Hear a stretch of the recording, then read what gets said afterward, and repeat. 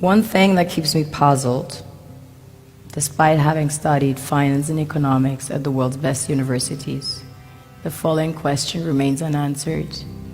Why is it that 5,000 units of our currency is worth 1 unit of your currency, where we are the ones with the actual gold reserves?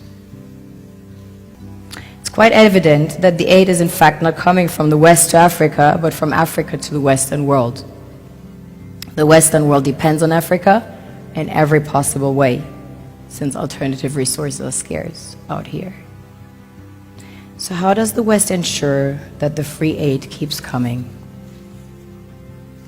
By systematically destabilizing the wealthiest African nations and their systems, and all that backed by huge PR campaigns, leaving the entire world under the impression that Africa is poor and dying and merely surviving on the mercy of the West.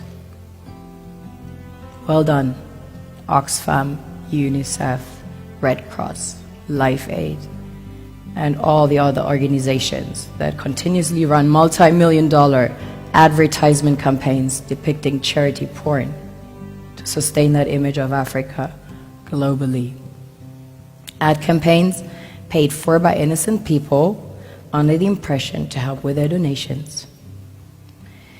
While one hand gives under the flashing lights of cameras, the other takes in the shadows. We all know the dollar is worthless, while the euro is merely charged with German intellect and technology, and maybe some Italian pasta. How can one expect donations from nations that have so little? It's super sweet of you to come with your colored paper in exchange for our gold and diamonds. But instead, you should come empty-handed, filled with integrity and honor. We want to share with you our wealth and invite you to share with us. The perception is that a healthy and striving Africa would not disperse its resources as freely and cheaply, which is logical. Of course, it would instead sell its resources at world market prices, which in turn would destabilize and weaken Western economies, established on the post-colonial free meal system.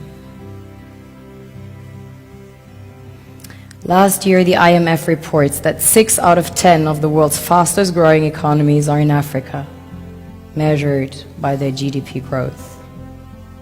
The French Treasury, for example, is receiving about $500 billion year in, year out. Foreign exchange reserves from African countries based on colonial debt they forced them to pay.